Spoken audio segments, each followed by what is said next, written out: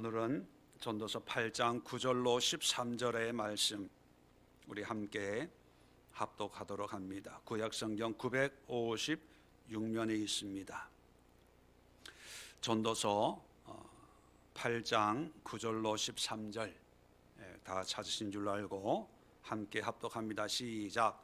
내가 이 모든 것들을 보고 해 아래서 행하는 모든 일을 마음에 두고 살핀즉 사람이 사람을 주장하여 해롭게 하는 때가 있도다.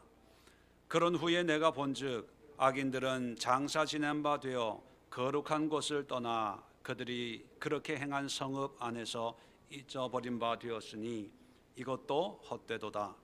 악한 일에 관한 징벌이 속히 실행되지 아니하므로 인생들이 악을 행하는데 마음이 담대하도다.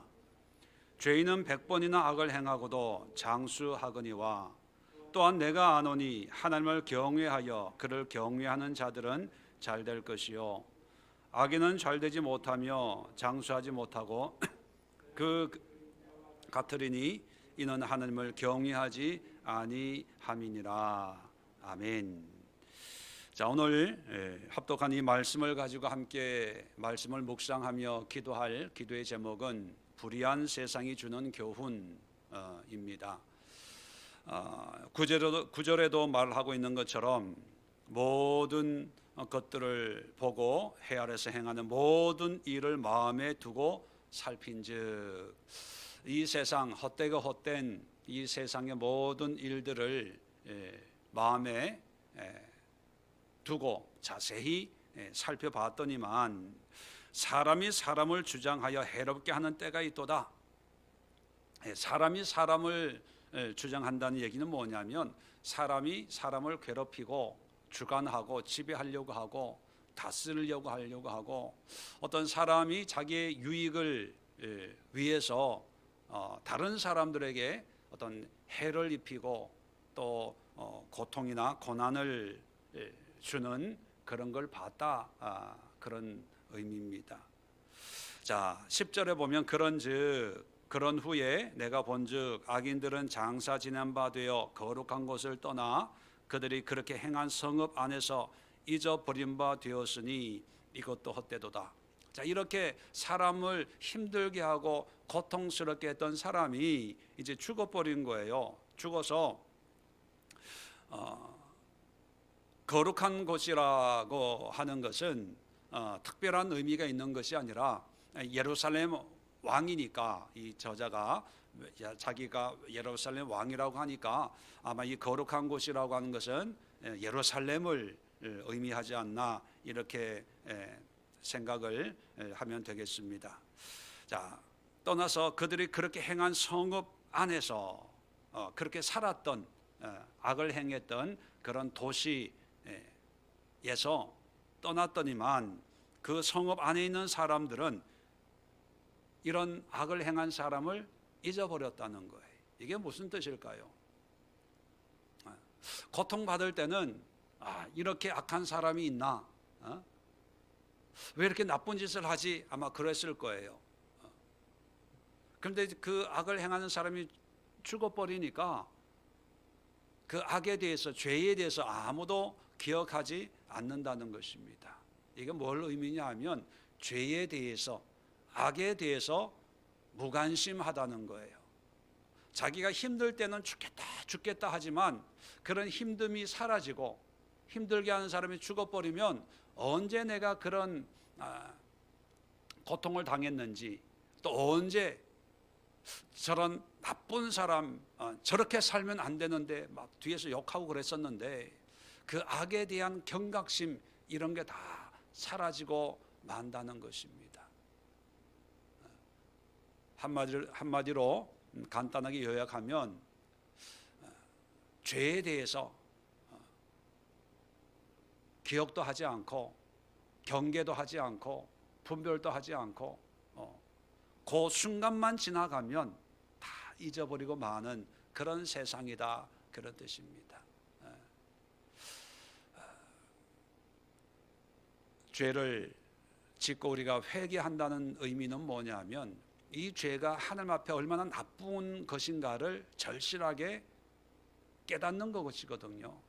그 죄가 죄인 줄을 모르면 절대로 회개할 수가 없습니다. 단지 후회할 뿐입니다. 아, 내가 이렇게 살아서는 안 되겠구나. 단지 자기가 자기 자신에게 어떤 다짐을 하는 후회에 불과한 것이지요.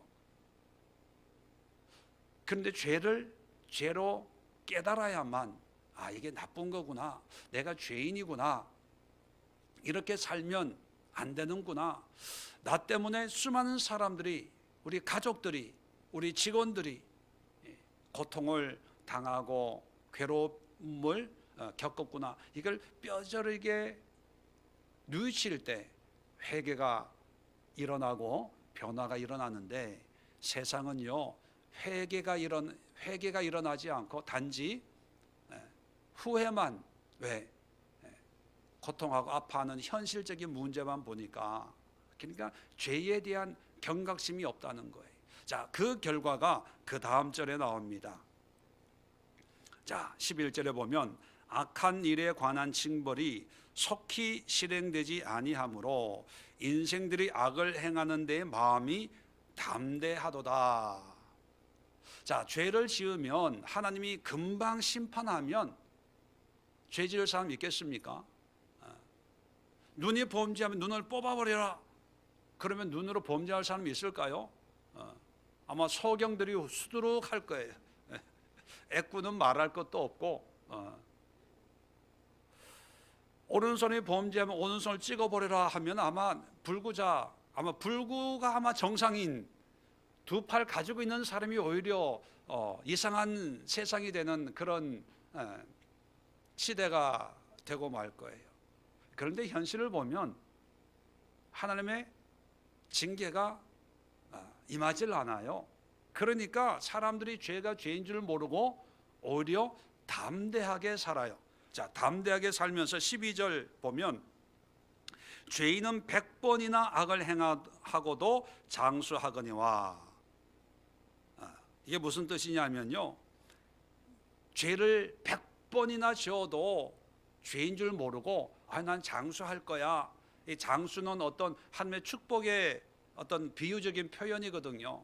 100번이라는 것도 딱 100번 죄를 졌다는 의미가 아니라, 이런 죄를 밥 먹듯이 짓고 있는데도 나는 뭐 하나님의 축복을 받았고 은혜고 하는 물권을 주셔서 이렇게 부를 이루었다.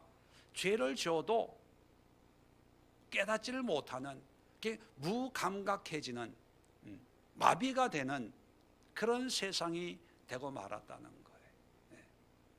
이제는 성경적으로 말씀으로 사는 사람은 이상한 사람이 되는 것이고, 이 시대에 맞춰서 요령껏 사는 사람은 아주 잘 사는 사람, 지혜롭게 사는 사람, 이렇게 기준이 바뀌어져 버린 거예요. 왜 그렇게 되었을까요? 죄에 대해서, 그리고 하나님의 말씀에 대해서, 하나님이 보시는 의에 대해 무감각해진 거예요. 그래서 죄를 지어도 죄다고 느끼지도 못하고, 또 죄라고 얘기해 주는 사람도 없어요.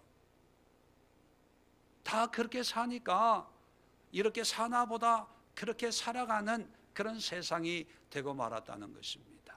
여러분, 이런 세상이 몇 년도에 이런 세상이었다고요? 지금으로부터 자그마치 2900년 전에, 2900년 전에 이랬다는 거예요. 그런데 오늘날은 좀 발전이 됐으니까 이렇지 않을까요? 아마 더하면 더했지 덜하지 않을 거예요. 이게 불의한 세상에서 우리가 깨달아야 될 영적인 교훈입니다. 죄인 줄 모르고 죄에 대해서 무관심한, 그리고 무감각해진, 가슴에 화인 맞은 그런 사람들처럼 이 세상이 그렇게 강팍하게 변질되고 있다 하는 것입니다. 자, 세 번째는 계속해서 12절 끝부분에 보면 또한 내가 아노니. 자, 12절 윗부분은 11절하고 연결되는 거고, 제가 절을 나눈다면 이제 12절 또한이라고 하는 여기서부터 끊어서 12절로 삼는 것이 더 의미에 합당합니다. 자, 또한 내가 아노니 하나님을 경외하여 그를 경외한 자들은 잘 될 것이요. 자, 이 잘 된다는 단어가 참 재밌습니다. 토부라는 단어인데, 하나님 보시기에 좋았더라 할 때 토부, 잘 된다는 관점은 뭐냐면, 하나님을 경외하기 때문에 하나님의 경외하는 자들은 모든 것이 잘 된다. 그러면 이 잘 된다라는 기준은 하나님의 기준이에요. 하나님의 기준. 하나님을 경외하기 때문에 하나님의 말씀이나 하나님을 믿는 믿음의 기준에서 잘 된다는 거예요. 자, 그러면 세상적인 기준과 하나님의 기준이 같을까요? 다를까요? 무슨 얘기냐 하면, 세상에서 좋다는 거하고 하나님이 좋다는 거하고 같은 모습일까요? 다른 모습일까요? 같은 모습이면 우리가 분별하기가 참 쉽습니다. 왜? 세상이 좋은 것이 하나님이 좋은 거이기 때문에. 세상이 좋은 게 뭐예요? 100만 원짜리보다 200만 원짜리가 더 좋거든요. 만 원짜리보다 5만 원짜리가 뭐가 나도 낫거든요. 그러니까 더 비싸고 좋고 최신 것을 좋아하잖아요. 그런데 성경을 보면 그렇지만은 않은 것이 우리에게 혼란을 줍니다. 그래서 무엇이 하나님이 기뻐하시는 것일까? 무엇이 하나님 보시기에 합당한 것일까? 우리는 분별을 해야 돼요. 근데 이 세상은 눈에 보이는 대로 사람들이 생각하기에 좋은 것으로 판단을 해요. 보암직하고 먹음직하고 탐스러운 것이 좋다고 이야기들을 합니다. 근데 하나님은 항상 그렇지가 않습니다. 자, 악인들은 100번을 죄를 지어도 나는 장수해 오래 살고 있어 라고 하지만, 하나님은 오래 사는 것이 항상 좋다고 이야기하지를 않는다는 거예요. 어떻게 사는 것을 원하십니까? 바르게 사는 거예요. 정직하게 사는 거예요. 부도 물질도 세상은 많이 가지고 있는 사람을 부자라고 얘기합니다. 근데 하나님은 그 부자가 하나님의 축복을 받은 사람이다라고 얘기를 하고 있지 않아요. 누가복음에 보면 거지 나사로와 부자 이야기가 나오죠. 거지 나사로는 어느 정도 거지였냐 하면 문 앞에서 구걸을 하고, 또 자기가 혼대를 상처난데 개가 와서 핥을 정도로 그렇게 가난했어요. 그러니까 뭐 가난의 정도가 아마 우리의 상상을 초월할 정도예요. 그런데 누가 구원받습니까? 부자가 구원받는 것이 아니라 거지 나사로가 구원을 받았다라고 예수님이 말씀하고 있어요. 잘 사는 게 뭘까? 우리는 착각합니다. 부자로 사는 것이 잘 산다고 생각을 해요. 유명하게 되는 게 잘 산다고 생각을 하고, 대통령이 되고 권세를 잡으면 성공한 사람 이렇게 생각을 합니다. 과연 그럴까요? 이명박 대통령이 자기의 인생은 성공한 인생이라고 여길까요? 박근혜 전 대통령이 성공이라고 여길까요? 아마 오히려 울분에 차 있지 않을까요? 제가 말씀드리고 싶은 요소는 뭐냐면, 정말 행복한 인생이란 무엇인가를 이 세상이 잊어버렸다는 거예요. 미혹이 되어서 정말 가치 있는 인생을 잊어버린 거예요. 요즘 젊은이들을 보면 참 마음이 아파요.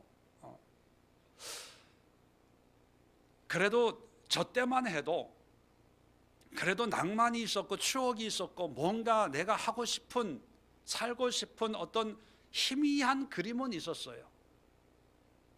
근데 요즘에 청년들은 고시, 입사하는 거, 자격증 따는 거, 9급 공무원, 7급 공무원, 자격증, 주식, 집, 결혼, 돈.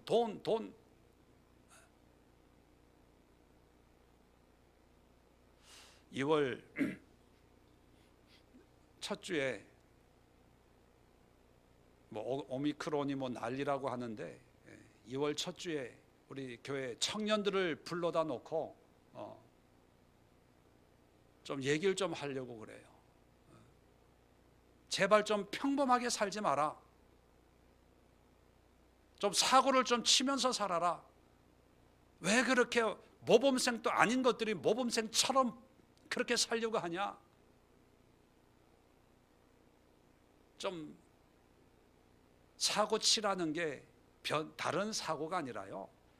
좀 이 테두리를 좀 벗어나서 나만의 가치, 하나님 안에서 나의 가치를 좀 발산하면서 좀 특이하게 좀 살아라. 특이하게 살기 위해서는 어떻게 살아야 되냐? 말씀이다, 말씀. 이 말씀으로 우리의 백은 하나님 백이니까 좀 가난해도 멋있게 가난하고 빌빌거려도 좀 성경적으로 빌빌거리고 좀 얘기를 좀 하려고 해요. 여러분, 불의한 세상을 보면서 전도자는요, 행복을 잃어버렸구나. 하나님을 경외하는 자는 잘 된다는 것이 행복이거든요. 하나님 보시기에 행복. 악을 행하면서 돈을 많이 벌고 장수하는 그런 것만이 행복이 아니라 하나님을 경외하는 자에게는 정말 행복한 삶, 가치 있는 삶, 즐거운 삶이 있다는 거예요. 그런 삶을 이 세상이 잃어버렸다는 거예요. 제가 청년들에게 한번 두 가지 질문을 하려고 합니다. 첫 번째 질문은 자기 부모님을 존경하는 사람이 있냐 물어보려고 해요. 여러분 자녀들한테 너는 엄마 아빠를 존경해? 두 번째 질문은요, 너희는 엄마 아빠의 신앙을 존경해? 물어보려고 그래요. 과연 청년들의 대답이 뭘까? 좀 그려지긴 해요. 근데 확인을 못해서 제가 대답은 못 해드리겠습니다. 왜 그럴까요? 부모들이 이미 행복을 찾지 못해서 그런 거예요. 돈이 아니라 어떤 세상의 어떤 꿈이나 야망, 뭐 부자, 좋은 집, 좋은 차, 뭐 좋은 옷, 여기에서 행복이 아니라 예수 안에 있는 행복을 찾았으면 자녀들은 다 존경한다 그럴 거예요. 나도 우리 엄마 아빠의 신앙을 나도 본받고 싶어요 그럴 거예요. 여러분, 자녀들의 문제만이 아니라 우리의 문제. 우리가 먼저 행복해야 돼요. 행복하려면 이 세상에 있는 그 미혹을 우리가 분별하고 그것을 떨쳐버릴 수 있는 믿음이 있어야 됩니다. 그 믿음은 어디서 오냐? 말씀을 통해서, 하나님을 통해서, 성령을 통해서 임해요. 네 번째는, 네 번째도 참 재미있는 13절에 보면 악인은 잘되지 못하며 장수하지 못하고 그날이 그림자와 같으리니 이는 하나님을 경외하지 아니함이니라. 자, 아까는 분명히 100번 죄를 지어도 장수하거니와 그러면서 사람들이 악을 행하는데 담대하다 그렇게 얘기를 했거든요. 그런데 13절에 악인은 잘되지 못한다. 한마디로 뭐라고요? 장수해도 부자가 돼도 결코 그들은 행복하지를 못합니다. 만족이 없습니다. 그런 얘기를 하는 거예요. 자, 그 결과 그 날이 그림자와 같으리니, 그림자라고 하는 게 하나의 상징적인 표현입니다. 실체가 없다는 거예요. 다시 말하면 의미 없는 인생이라는 거예요. 보람되지도 않고 가치 있게 여기지도 않고 헛되고 헛된 실체가 없는 그림자와 같은 인생들이에요. 그러면 이 세상은요, 우리로 하여금 그림자 같은 삶을 살도록 끊임없이 유혹을 합니다. TV 방송을 통해서 저 냉장고만 사면, 저 청소기만 사면, 저 화장품만 바르면, 저런 아파트만 분양을 받으면, 저런 차만 타고 다니면 마치 성공인 것처럼 우리를 미혹하는데 다 그림자예요. 헛되고 헛되다는 거예요. 그러니까 의미를 잃어버린 삶으로 다 끌고 가서 그림자 인생으로 끝을 내고 만다는 거예요, 이 세상이. 그래서 공수래 공수고, 그런 말은 하지만 알아요. 빈손 들고 가는 것, 죽을 때는 수위에는 주머니가 없다는 것, 사람 다 알아요. 그런데도 아둥바둥 그렇게 산다는 거예요. 의미가 없다는 걸 아는데도 의미 없는 일에 모든 걸 다 바쳐요. 이게 세상이라는 거예요. 이런 걸 보면서 참 안타깝다라고 탄식하는 것이 바로 전도자가 오늘 본문을 통해서 고백하고 있는 것입니다. 여러분, 우리도 어차피 태어났기 때문에 언젠가는 죽음을 맞이합니다. 결산을 맞이해요. 어떤 모습이든지.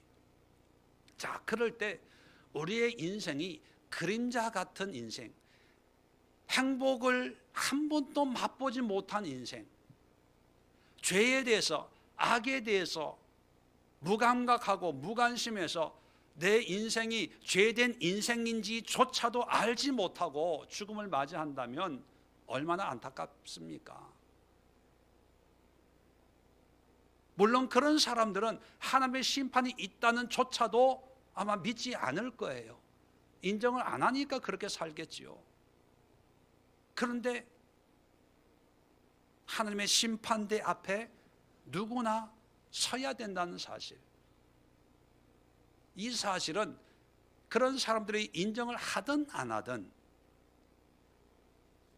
성경에 예언되어 있습니다. 반드시 그렇게 될 것입니다. 그럴 때 후회해 본들 무슨 의미가 있겠습니까?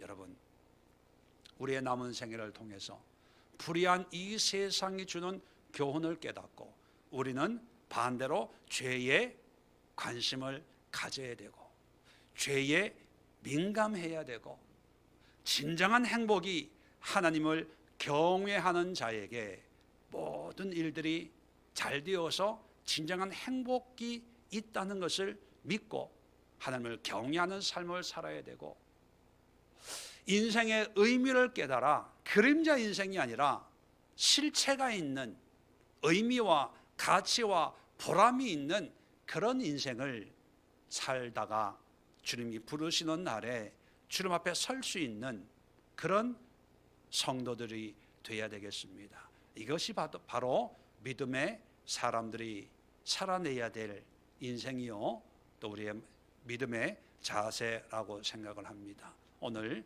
말씀 하나하나 마음속 깊이 묵상하면서 하나님을 믿는 그런 믿음의 사람들이 가져야 될 인생, 또 세상에 대한 태도를 우리가 다시 한번 확인하는 그런 기도를 주님 앞에 드리도록 하겠습니다. 기도합니다. 하나님 아버지, 오늘 불의한 세상을 통하여 교훈을 받습니다. 이 세상은 죄에 대하여, 악에 대하여 무지